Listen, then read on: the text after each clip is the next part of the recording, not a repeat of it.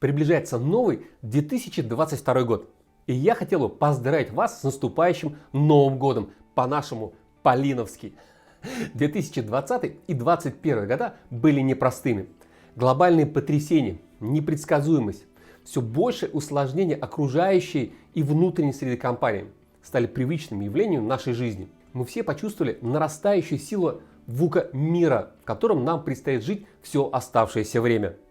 В новом 2022 году я хочу пожелать вам, чтобы ваши компании успешно встретили вызовы современности, какими бы тяжелыми они не были. Бережливое производство учит нас, что противостоять нарастающей сложности мира можно только постоянно развиваясь.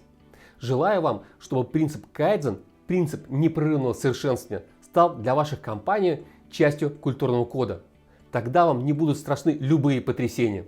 Живя в мире, похожего на бушующий океан, где постоянный 9-бальный шторм, создавайте компании-корабли, которые предназначены для жизни в 9-бальном шторме. Непредсказуемость, изменчивость, а потрясение – это должно стать их стихией.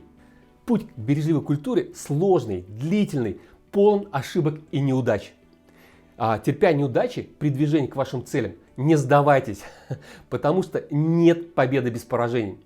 Поражение только в наших головах, наших убеждениях. Таити Оно, основатель производственной системы Toyota, говорил: мы обречены на неудачу без ежедневного разрушения наших предубеждений.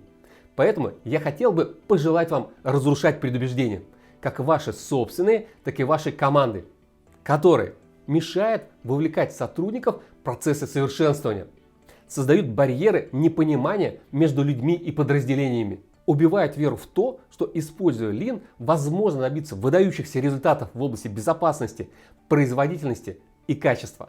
Хочу пожелать вам в 2022 году кайдзен прорывов, когда стратегии маленьких шагов по улучшению приводят к поразительным результатам.